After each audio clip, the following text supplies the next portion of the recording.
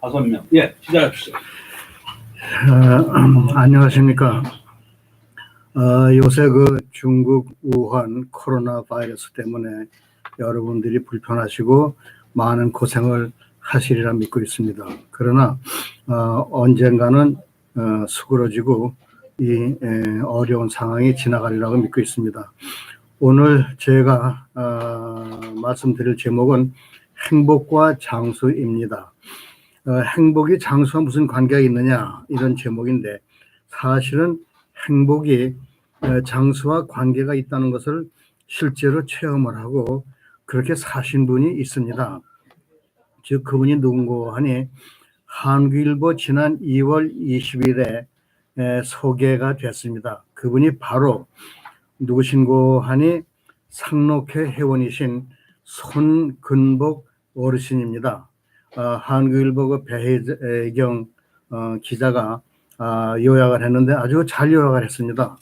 여러분이 혹시 그거를 보지 않으신 분이 있을 것 같아서 제가 신문에 난 거를 그대로 한번 읽어드리겠습니다. 사진까지 나오셨는데 이게 바로 그분의 사진입니다. 그러니까 그 한국일보사 제목이 이렇게 되어 있습니다. 매일 웃는 것이 건강의 비결이다. 그러면서 실버스프링 거주하시는 손근복 할아버지는 96세 나이에서도 탁구, 수영 즐기신다. 그런데 그 사실은 오늘 제가 말씀드릴 제목은 이 손근복 할아버지가 다 말씀하셨습니다. 그래서 그 내용을 다시 말씀드리면 이렇습니다. 뭐 특별한 장수 비결은 없어. 제 시간에 잘 먹고 규칙적으로 운동하면 되지. 사실 이게 진리입니다. 올해로 96세 맞은 손근복 옹께서는 건강하게 장수 비결로 규칙적인 운동과 식사를 꼽았습니다. 사실은 맞는 얘기입니다. 우리가 식사를 잘하고 규칙적 운동을 하면은 행복하고 운동이 모든 만병의 치료의 예방의 원인이 되지 않나 생각합니다. 나이는 숫자에 불과하다는 손옹은 90대 나이가 무색하게 건강하고 활력 있는 삶을 유지하고 있다. 손옹은 아직도 눈과 귀가 젊은이들 못지않은데도 다른 지병도 없다. 또 40년간 메릴랜드 상록회 회장 최정근 회원으로 등산, 탁구, 수영을 즐기고 매일 아침 집 앞을 1시간씩 산책해 주위 사람을 놀라게 하고 있다. 손옹은 내가 늙었다고 생각해 본 적이 없다고 지난주에는 직접 운전면허를 갱신했다고 자랑하셨다. 결론으로 손옹께서 말씀하시는 것은 음식을 가리지 않고 아침, 점심, 저녁 삼시세끼를 건강식으로 꼬박꼬박 거르지 않고 챙겨 먹는다며 매일 웃는 것과 걱정하지 않는 것, 그리고 긍정적인 마음을 갖는 것이 건강 비결이라고 하셨습니다. 사실은 이게 맞는 얘기입니다. 제가 오늘 말씀드릴 내용은 이거와 똑같은 건데, 결론적으로 말씀드리면 건강 비결이라는 건 매일 웃고 걱정하지 않고 긍정적인 마음을 갖는 것이 건강 비결이라는 말씀입니다. 긍정적인 마음이 곧 행복이고, 마음이 긍정적이고 행복하면 건강하고, 건강하면 장수하게 되는 것입니다. 손근복 어르신께서는 이를 실천하시고 경험을 하셨고, 저는 손근복 할아버지께서 말씀하시고 실천하신 것을 그냥 학문적으로 제가 그냥 뒷받침해 주는 것에 불과할 것이라고 생각을 합니다. 그러면 우리 인간의 소원이, 큰 소원이 두 개가 있는데, 첫째는 장수, 두 번째는 행복입니다. 그러면 인류 역사상 우리가 이 행복과 수명에 대해서 쭉 연구를 해왔는데, 사실은 이 장수에 대해서는 어느 정도 해결이 됐습니다. 즉 예를 들면은 인간의 수명을 한번 다시 알아보겠습니다. 지금으로부터 석기 시대는 인간의 수명이 한 20세 전이었습니다. 한 20살 정도 썼습니다. 2000년 전 예수님 당시에는 평균 수명이 27세 썼습니다. 사실 예수님께서는 33세에 돌아가셨는데 사실은 그 당시의 평균 수명보다 더 사신 셈입니다. 그러면 옛날 중국의 왕이나 한국의 왕은 어느 정도 살았나 한번 수명을 보게 되면은 평균 수명이 중국이나 한국 왕이 평균 수명이 40세 내지 45세였습니다. 그 얘기는 그러면 그 나라의 가장 유명한 의사, 궁중 의사들이 그렇게 돌봄을 받는데도 40세 내지 45세까지밖에 살지를 못했습니다. 그러면 1950년 6.25 전쟁 당시에 우리 한국 사람의 평균 수명이 얼마인고 하니 남자가 46세, 여자가 53세, 평균이 50세였습니다. 그럼 현재 한국인의 평균 수명이 얼마냐? 그걸 따지고 보면은 여자가 86세, 남자가 80세, 평균 수명이 83세입니다. 그러니까 세월이 흐를수록 우리 수명이 점점 길어졌는데 그 길어진 원인이 뭐 여러 가지가 있겠습니다만 우선 위생시설이나 의료시설이 발달했기 때문에 많은 분들이 장수를 하게 됐습니다. 그래서 요새는 100세 시대라고 합니다. 100세 시대. 그런데 우리가 한번 인간이나 동물의 수명을 다시 한번 생각을 해보는 게 좋은데 동물의 수명을 계산하는 방법이 있습니다. 즉 동물은 자라나는 그 나이에 5곱을 하는 게 수명이 되는 겁니다. 즉 예를 들어서 우리 인간은 나서부터 대개 20살까지 자랍니다. 그래서 20살을 5곱을 하면 100살입니다. 그래서 지금 100세 시대라는 게 사실은 우리 수명이 길어진 게 아니고 우리는 제 수명을 살고 있다는 얘기가 되겠습니다. 그런데 그러면 우리 인간이 나서부터 25살까지 자란다고 가정을 하면 우리가 120살까지 살 수 있다는 이야기가 되겠습니다. 또 실제로 불란서의 주안 칼맹이라는 여자는 122세까지 살았습니다. 근데 재미난 얘기가 있는데 이분이 90세 때 돈이 다 떨어지고 참 살기가 어려워서 변호사를 찾아가서 그런 얘기를 했습니다. 이제 내가 얼마 아니면 죽을 텐데 지금 내가 돈이 없는데 당신이 내가 죽을 때까지 돈을 좀 빌려주면은 내가 죽게 되면 우리 집을 가주시오. 그렇게 얘기를 했습니다. 변호사가 좋지 않습니까? 그 당시에 90세까지 산다는 건 굉장히 어려운 일입니다. 그런데 나중에 알고 보니까는 칼맹이라는 여자는 120살까지 살고 변호사가 이 여자보다 빨리 죽었습니다. 또 재미난 거는 이 여자가 110살 때 담배를 많이 피웠는데 110살에 건강에 해롭다고 담배를 끊었답니다. 그래서 122살까지 살았습니다. 제가 왜 이런 얘기를 하는 거 아니에요? 우리 인간의 수명은 웬만큼 관리를 하면 100세까지 살 수 있고 좀 더 관리를 잘하면 120세까지 살 수 있다는 얘기를 하려고 그러는 겁니다. 그래서 이제 연구들을 많이 했습니다. 왜 인간의 수명이 이렇게 길어졌나? 그걸 연구를 해봤더니 가장 큰 원인이 3가지였는데 첫째 원인은 물, 둘째 원인은 전기, 셋째 원인은 의학과 의료가 발달됐다는 것입니다. 그래서 요새는 그 100세 시대가 되고 장수는 이제 우리가 해결된 문제입니다. 그러면 장수는 해결이 되는데 우리가 둘째 소원인 행복이 되어졌느냐? 이 행복에 대해서 우리가 좀 따져봐야 되지 않나 생각합니다. 즉 세월이 가고 문명이 발달하고 살기는 좋아졌지만은 행복이 더해졌느냐? 그런 문제를 한번 따져봐야 되겠습니다. 그런데 모든 자료에 의하면은 오히려 살기가 편해지고 경제적으로 발달했는데 오히려 행복 지수는 떨어진다고 합니다. 그래서 참 이상하지 않습니까? 그래서 이제 여기에 대한 많은 연구를 했는데 근데 우리 행복을 다시 한번 생각을 해봐야 되는 게 이미 2500년 전에 아리스토텔레스라는 사람이 그런 얘기를 했습니다. 행복은 삶의 의미며 목적이고 인간 존재의 목표이며 이유다. 동서고금을 통해서 모든 성인과 종교와 철학이 행복에 대한 많은 교훈을 줬지만은 지금 우리가 행복하게 사느냐 하는 대답을 하기에는 조금 망설이게 되어 있습니다. 동양에서는 일찍이 공자도 2500년 전에 어떻게 하면 행복하게 사느냐에 대해서 처방을 주었습니다. 즉 여러분이 잘 아시는 수신제가 치고 평천하. 근데 그런데 아직은 우리가 행복에 대해서는 어떠한 성취됐다는 얘기를 하기는 조금 이르지 않나 생각합니다. 그래서 아까도 말씀드렸지만은 여러 보고서에 의하면은 우리가 얼마 전보다 몇 년 전보다 반세기 전보다 행복이나 만족도가 떨어진다고 합니다. 예를 들면 미국에서는 1960년도 한 5, 60년보다 우울증 환자가 많이 증가를 했고, 영국에서도 지난 반세기 동안 경제는 3배가 성장을 했는데 오히려 행복하다고 하는 사람들은 50%에서 30%로 떨어졌답니다. 그래서 심리학자들은 여기에 관심을 둔 겁니다. 무슨 관심인가 하니 이렇게 질문한 겁니다. 왜 우리는 물질적으로 풍부해졌는데 행복하지 못한가?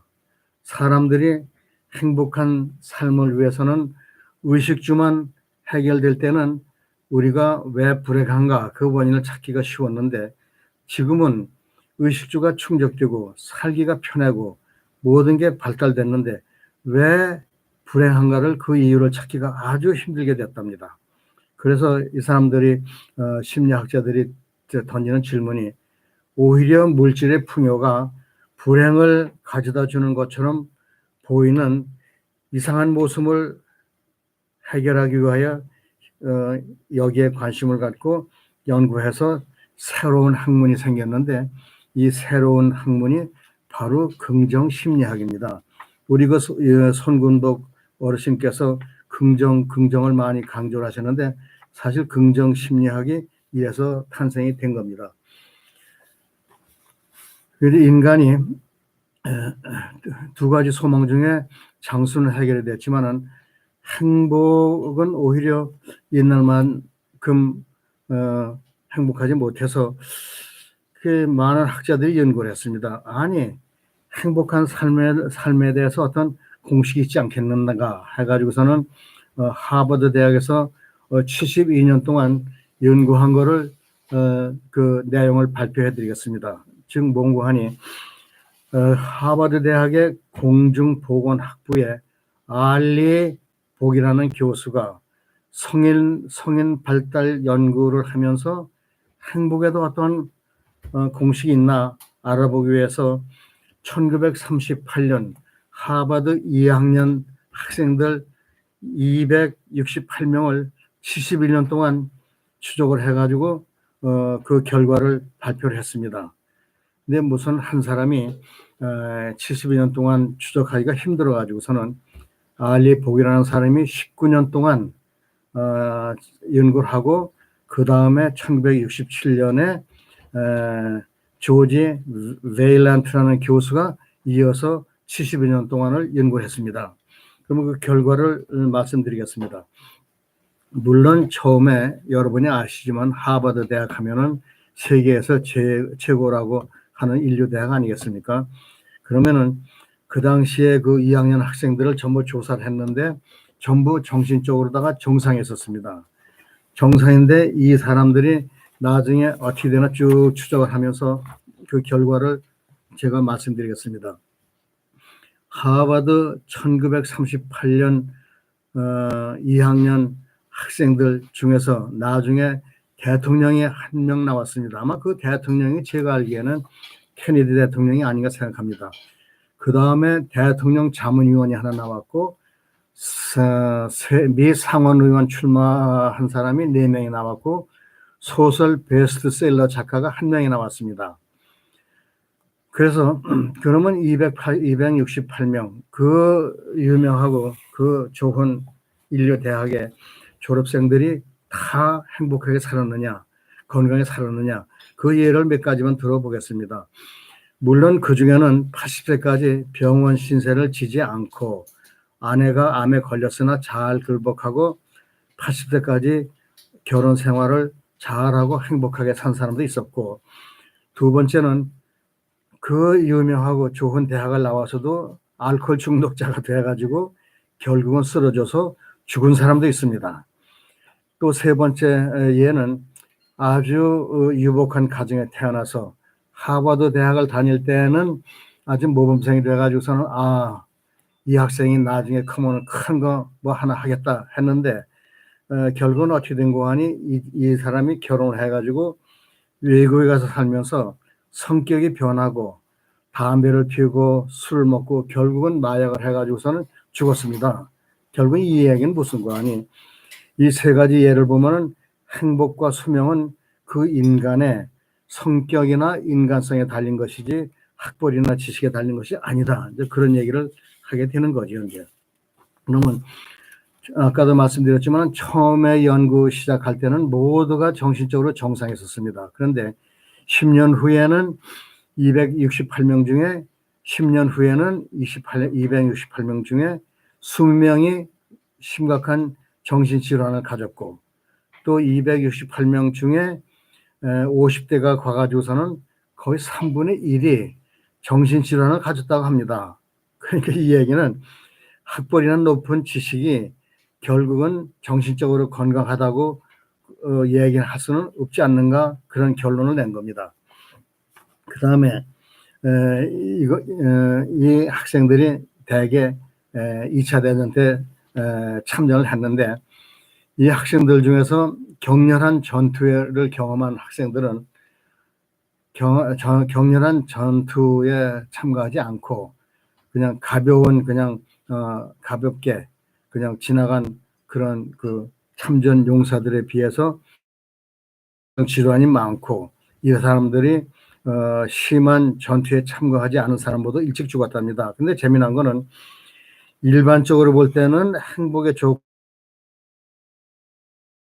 크고 작은 거에 달리는 게 아니고 그런 고통을 어떻게 대처하느냐에 달려 있다고 합니다. 이제 그건 말씀드리고 그 다음에는 이 하버드 대학생들을 봤더니 학교를 다닐 때는 아주 모범생이던 학생이 나중에는 정신 파탄이 왔고 또 반대로 학교 다닐 때는 아주 구제불능인 사람이 훗날에는 아주 성숙한 인간이 됐답니다. 또 하나 재미난 거는 대학 시절에 규칙적인 운동을 한 사람들은 노년에 규칙적인 운동을 해가지고서 건강에 신체적인 건강이 좋은 것보다도 정신적으로 건강하다는 그런 보고가 나왔습니다. 그리고 또 하나 재미난 거는 47세까지 형성된 인간관계는 그 이후의 인생을 미리 예견하는 아주 중요한 지표랍니다. 그 얘기는 47세까지 인간관계를 하는 그 태도는 죽을 때까지 그대로 간다 그 얘기입니다.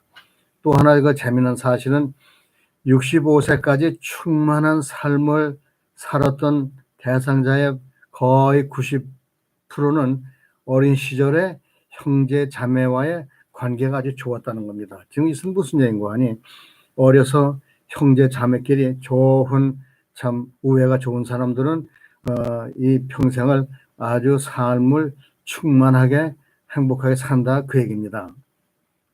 그리고 또 하나 이 건강하고 장수하면서 행복한 삶을 살 것이라는 미리 예측할 수 있는 7가지 조건이 있는데 무슨 얘기인고 하니 그 사람이 이 다음에 노년에 행복하게 건강하게 살 거냐 안 살 거냐 미리 예측하는 7가지 조건이 있는데 그 조건을 제가 말씀드리겠습니다. 첫째는 교육, 역시 교육이 중요하죠. 그 다음에는 안정된 결혼 생활, 그 다음에는 금연, 그 다음에는 금주, 술 마시지 않고 담배 피우지 않고 그러고 옹께서 말씀하신 운동이 굉장히 중요합니다. 그러고 알맞은 체중, 그 다음에는 나쁜 일을 적절하게 대항하는 정신적 태도가 또 굉장히 중요합니다. 그러니까 이런 7가지 조건을 갖춘 사람은 행복하게 살면서 장수한다는 얘기입니다. 그런데 그래서 이거를 이제 다시 이제 분석을 하게 되면은 7가지 조건 중에서 5가지, 6가지 조건을 갖춘 사람은 80세까지 아주 건강하고 행복하게 살고 그 중에 다 행복하지만 그 중에 또 몇 명은 또 그렇지 못한 삶을 사는 사람도 있다고 합니다. 7가지 중에서 3가지 이하를 갖춘 사람은 80세까지 건강하고 행복하게 산 사람이 거의 없답니다. 그리고 이런 사람들은 또 빨리 죽었답니다. 다음에는 이제 이 행복하고 건강하게 나이를 들어갈까를 결정하는 것은 그 지적인 무슨 뛰어남이나 어떤 사회적인 계급이 아니고 가장 중요한 것은 사회적인 인간관계가 건강과 행복의 중요한 원인이라는 얘기입니다. 즉 행복하고 건강하게 나이를 들으려면 따뜻한 인간관계가 필수라는 얘기입니다. 그 다음에 이제 술을 많이 마시는 사람들은 결국 노년에 가서 실패를 한답니다. 그 다음에 50세의 행복한 결혼은 80세까지도 결혼 생활을 잘 한다는 보고가 나왔습니다. 그리고 중요한 거는 사람은 기본적인 요구만 충족되면은 단지 돈 때문에 더 행복해지지는 않는다는 결과가 나왔습니다. 그 다음에 그래서 결국은 이제 누가 물었습니다. 이제 하버드 대학의 이제 알리 복하고 그 조지 밸리언트 교수한테 당신네들이 참 그 인류 대학의 그 출신들 268명을 72년 동안 쭉 추적을 했는데 근데 결국 당신네들 얻은 게 뭐냐? 그런데 두 사람이 똑같은 대답을 했습니다. 단 한마디입니다. 단 한마디. 단 한마디. 결론은 뭔가니 인생에서 가장 중요한 것은 바로 다른 사람과의 관계라는 사실입니다. 이게 결론입니다. 즉 행복과 건강과 장수의 비결은 인생에서 가장 중요한 것은 바로 다른 사람과의 관계라는 사실입니다. 그러면 그 다음에 이제 다른 그 연구 발표를 하나 말씀드리겠습니다. 이건 그야말로 긍정 심리학을 참 연구하는 분들이 좋은 그 착상을 해가지고 연구한 건데, 즉 1932년 밀와키의 한 수녀원에 수녀 178명을 대상으로 긍정적인 감정을 가진 사람과 긍정적인 감정을 가지 않은 사람과의 관계를 한번 비교를 해봤습니다. 재미난 거는 이 수녀원에서는 매일같이 일기를 쓰게 한답니다. 일기를 쓰게. 저도 그 군에 있을 때 그 경험이 있는데, 군의 학교에 있을 때 우리들도 매일 저녁마다 일기를 썼습니다. 그런데 이 이제 수녀원에서도 매일 일기를 쓰게 하는 모양인데, 그래서 이 심리학자들이 무슨 일을 한 거 아니, 수녀들을 직접 보지는 않고 그 수녀들이 쓴 일기를 조사를 했습니다. 근데 일기장에 긍정적인 표현이 있나 없나 그걸 가지고서 수녀들의 이제 그 삶을 추적을 한 건데, 몇 가지 예를 들어보겠습니다. 두 수녀의 예를 들어보면은 시실리아라는 수녀는 일기장에 긍정적인 표현이 많이 나왔습니다. 지금 무슨 표현인 거 아니? 사랑하는 하느님과 더불어 살아서 기쁘다. 주님께서 은총을 베풀어서 행복합니다. 이 일기장에 행복하다, 기쁘다 얘기가 많이 나왔고, 또 마가렛이라는 그 수녀는 일기장에 기쁘다, 행복하다 그런 표현이 없고 그냥 담담하게 몸이 건조하게 일기장을 썼습니다. 예를 들면 나는 수녀로서 화학을 가르쳤고, 또 그 다음 해는 라틴어를 가르쳤고, 하느님의 은총으로 수녀회와 전교 활동을 위해서 그리고 내 자신의 영성 성장을 위해서 최선을 다할 것이다. 그냥 신문 기사식으로 다 쭉 썼습니다. 그래서 즉 예를 들면은 시시아는 긍정 표현이 많았고 마가레트는 덤덤하게 긍정적인 표현이 없었습니다. 그러면 이 사람들의 삶이 어떤가 그거를 한번 말씀드리겠습니다. 수녀원이라는 게 왜 이게 행복에 대해서 연구하기가 좋은 거 아니? 같은 수녀원에 있을 때는 모든 수녀원들이 같은 환경에서 같은 음식을 먹고 속세와 격리되고 물론 처녀이고 경제적인 차등이 없고 지위가 다 똑같습니다. 그렇기 때문에 사실은 수명이 어떻게 차이가 나나 그런 이제 연구를 한 거죠. 예를 들면 시실리아 같은 같이 일기장에 행복하니 기쁘니 긍정적인 표현을 한 수녀와 아까 마가렛 같이 그냥 담담하게 쓴 그런 그 수녀들을 딱 분간을 해가지고서는 이제 그 삶을 추적을 한 거죠. 그러니까 결과적으로 어떻게 나온 거 아니 긍정적인 표현을 한 수녀들, 그러니까는 뭐 행복하다, 기쁘다, 일기장에 그런 거를 많이 쓴 수녀들은 98세까지 98세까지 살았고, 긍정 표현이 없던 마가레트는 59세까지 살다가서 뇌졸중으로 죽었답니다. 지금 무슨 말씀인 거 아니? 시실리아는 긍정적인 표현을 많이 했죠. 시실리아는 98세까지 행복하게 살았답니다. 그런데 덤덤하게 일기장을 쓴 마가레트는 59세에 뇌졸중에 걸리고 그러고 바로 죽었습니다. 그러면 그 두 사람 이해만 아니고 178명을 다 조사를 해봤더니 긍정적인 표현을 한 수녀들은 거의 90%가 85세까지 살았고, 그 반면에 몸이 건조하게 긍정적인 표현을 하지 않은 수녀들은 85세까지 산 수녀들이 34%밖에 안 됐답니다. 그러니까는 결국은 활기차게 산 수녀는 54%가 94세까지 살았고, 몸이 건조하게 산 수녀들은 94세까지 산 수녀가 12%밖에 안 됐답니다. 그러니까 결국은 다 똑같은 조건에 살아도 긍정적인 마음을 가지고 사는 사람은 장수를 하고 행복하게 살고, 긍정적인 감정이 없는 사람은 똑같은 조건에서도 오래 살지 못하고 결국은 행복하지 않는 삶을 산다는 그 얘기죠. 또 하나는 이것도 재미난 그 연구 발표가 하나 있는데, 바로 이거는 그저 손근복 선생님께서 하신 바로 그 제목이 나오는데, 웃는 거 하고 행복과 건강이 어떻게 관계가 되느냐, 바로 그 얘기입니다. 뭔가 하니 버클리 대학의 그 켈트너, 할커 그 두 교수가 재미난 연구를 했습니다. 무슨 연구를 한 거니? 1960년 캘리포니아의 밀스 여자대학교 졸업생 141명의 졸업사진을 가지고서 연구를 하면, 졸업사진. 여러분이 아시지만은 졸업사진을 찍을 때는 그 사진사가 웃으라고 합니다. 웃으라고. 뭐 치서 해가지고 웃으라고 그러는데 되게 웃죠. 웃는데 이 재미난 거는 이 심리학자들은요, 진짜로 기뻐서 웃는 거하고 억지로 웃는 거를 구별을 한답니다.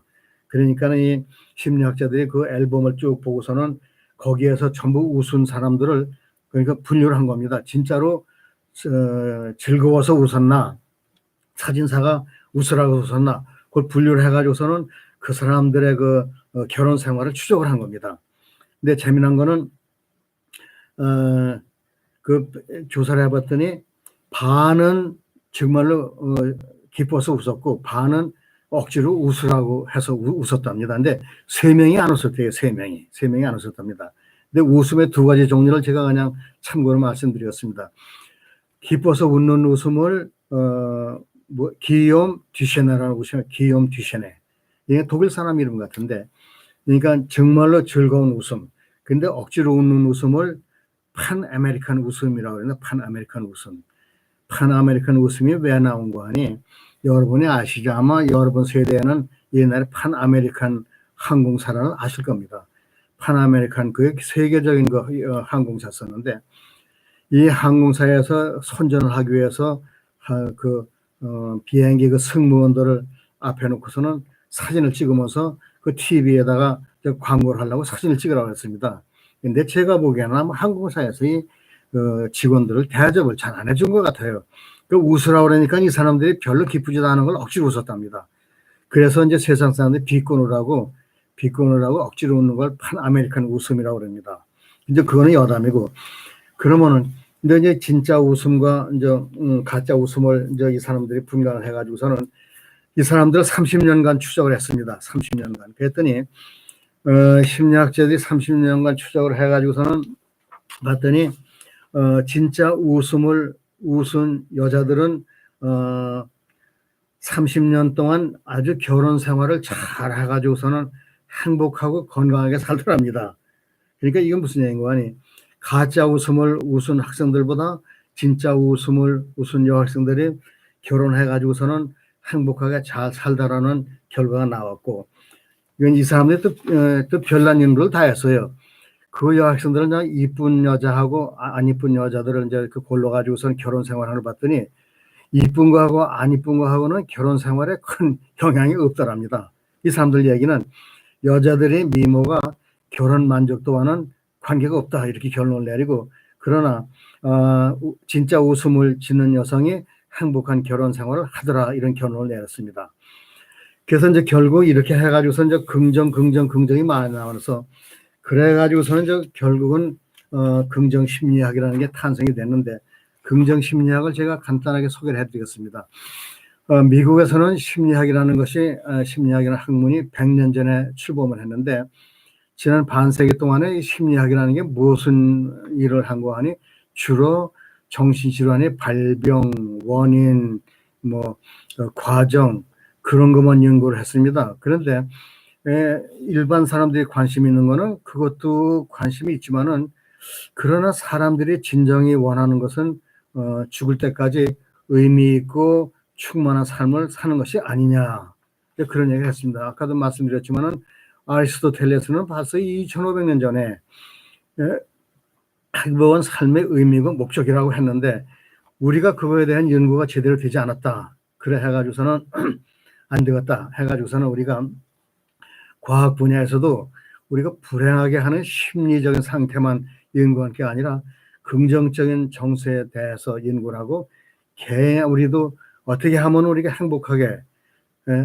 장수를 할 수 있느냐 그런 연구를 해가지고서 우리가 한번 좀 그 다른 학문을 만들어 보자 해가지고서는 긍정 심리학이라는 게 1998년에 생겨났습니다. 그래서 이 긍정 심리학이라는 거를 별명이 행복 심리학입니다. 행복 심리학이라고 합니다. 왜 그런 건 이거 재미있지 않습니까?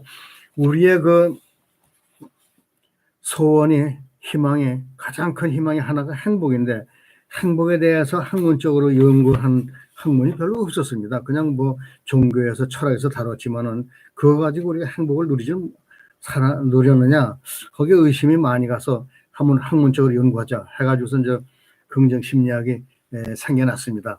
그럼 긍정 심리학은 도대체 뭐냐 그걸 간단히 설명해 드리겠습니다. 긍정 심리학이란 우리가 타고난 강점, 타고난 끼를, 타고난 미덕을 찾아서 이거를 개발시켜서 행복하게 사는 겁니다. 또 하나는 예를 들면은 그러면 도대체 강점이라는 건 뭐냐? 그건 이제 다음에 말씀드리겠습니다. 또 긍정 심리학에는 뭐냐? 부정적인 태도와 행동을 긍정적으로 바꾸는 거다. 그 다음에 정신적, 도덕적, 영적 건강을 증진시키는 거다. 즉 긍정 심리학이라는 것은 행복의 본질을 알려주는 거다. 그리고 또 다음 어떻게 하면 행복해질까? 행복한 삶이란 무엇인가라는 인간의 가장 오래되고 근본적인 물음에 답을 준다. 긍정 심리학이라는 건 정신질환보다 정신 건강에 초점을 맞춘 새로운 심리학이다. 제가 잃어버리기 전에 말씀을 드리겠는데, 저는 사실 온라인이고 이런 거 컴퓨터에서 잘 모릅니다. 그래서 오늘 사실 이거를 제가 거의 못할 지경에 됐는데 이인갑 장로님께서 도와주셔가지고 이렇게 하는데, 제가 처음 하기 때문에 이게 굉장히 미숙해가지고선 여러분들이 잘 이해를 하실까 제가 걱정이 됩니다. 제가 미숙한 점이 많더라도 양해해 주시기 바랍니다. 그 다음에 계속 하겠습니다. 그러면은 긍정심리학이란 도대체 뭐냐? 다시 한번 말씀드리면은 우리 인간이라는 건 모든 인간은 타고난 강점과 미덕이 있습니다. 강점과 미덕이 없다고 할 때는 끼라도 있습니다. 그러니까 이 끼나 강점과 미덕을 살려서 개발해서 행복하게 살면은 그 행복이 장수까지 연결이 된다 그 얘기입니다. 그러면은 우리의 강점이 도대체 뭐냐? 그거를 제가 말씀드리겠습니다. 강점이라는 게 한 20여 가지가 있는데 우리 인간에게는 호기심이라는 게 호기심. 잘 아시겠지만은 이 호기심이라는 게 이 호기심 때문에 우리가 달나라도 가고 화성까지 가고 그러는데, 그 다음에 학구열이 누구나 배우고자 하는 욕구가 있습니다. 예를 들면은 특히 동양 사람, 한국 사람 학구열이 굉장히 많습니다.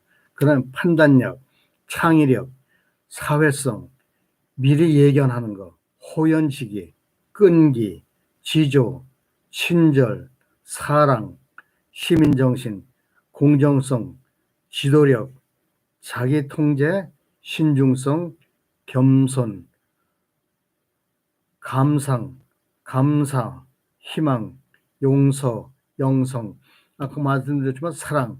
결국 제가 이런 말씀드려서 좀 안 됐지만은 이 사랑이라는 강점을 아주 극대화시킨 분이 예수입니다. 뭐냐? 우리 인간에게 사랑이 다 있습니다. 전에도 제가 말씀드렸는지 모르지만은 수백만 유태인을 죽인 그 히틀러도 자기가 기르던 새가 죽었다고 해가지고 3일 동안 밥도 안 먹고 슬퍼했답니다. 그러니까 인간에게는 누구의 사랑이 있죠. 그러니까 이 사랑을 끄집어내서 개발시키고 발전시키고 극대화시킨 게 바로 예수가 아닌가 생각합니다. 그러니까 누구나 끼와 강점이 있기 때문에 그거를 살리라는 바로 그 얘기입니다. 그러면은 여러분이 지금 굉장히 지루하신데 제가 오늘 처음 하기 때문에 미숙한 게 많기 때문에 너무 지루하실 것 같아서 그러면 결론으로다가 긍정심리학에서 얘기하는 행복 6계명을 말씀을 드리겠습니다. 그거 되기 전에 제가 긍정심리학 조금 더 소개해드리면은 왜 재미있기 때문에 말씀드립니다. 이 긍정심리학의 사실 그 중심 사상은 고대 아시아에서 온 겁니다. 철학과. 예를 들면은 그 사람들이 오히려 미국 사람들이 동양 철학에 대해서 더 관심이 많습니다. 이분들이 긍정심리학을 하다 보니까는 이미 동양에서는 2500년 전에 공자가 그런 얘기를 했습니다. 예를 들면은 수신제가 치고 평천하 뭔고 하니 우선 다른 사람을 돕기 위해서는 자신이 수양을 하고 자신을 도와야 한다는 것입니다. 이게 뭔고 하니 행복이라는 건 나만 행복해서 안 된다는 거죠. 나도 행복하고 남도 행복하고 전 세상에 행복해야 된다는 겁니다. 결국 그거 아닙니까? 공자사상이라는 게 내가 수양을 하고 내가 가정을 다스리고 그 다음에 이 나라를 다스리고 그 다음에 온 천하를 다스린다는 얘기가 되겠습니다. 처음에 긍정심리학을 하버드에서 시작할 때는 8명이 등록을 했어요. 그런데 8명 중에서 2명이 탈락을 하고 6명밖에 안 남았는데 그 다음 해는 이게 참 좋다 해가지고서는 380명이 등록을 하고 그 다음에는 855명이 등록을 해서 이 긍정심리학, 행복심리학이 그 당시에 하버드 대학에서 가장 인기 있는 학과가 됐습니다. 아까 말씀드린 대로 그러면 마지막으로다가 행복심리학, 긍정심리학자들이 내놓은 6가지 그 행복 6계명을 말씀드리고 오늘 마치겠습니다. 첫째, 두려움, 슬픔, 불안, 감정을 그대로 받아들이면 극복하기 쉽다. 이 감정을 부정하거나 오히려 이거를 없애려고 노력하지만 그냥 내버려 두라는 겁니다. 내버려 두라는 겁니다. 오히려 이걸 자꾸 부정하고 하려고 하면 더 불행해지니까 내버려 두라는 거예요. 그러면 감정 저절로 없어진다는 겁니다. 이거하고 연관이 돼서 코로나 바이러스가 지금 창궐 했지만은 이것도 언젠가는 수그러지고서는 지나가리라고 믿고 있습니다. 그 다음에 가장 중요한 게 제 2번째인데 행복은 즐거움과 유머가 만나는 곳에 있다. 행복은 즐거움과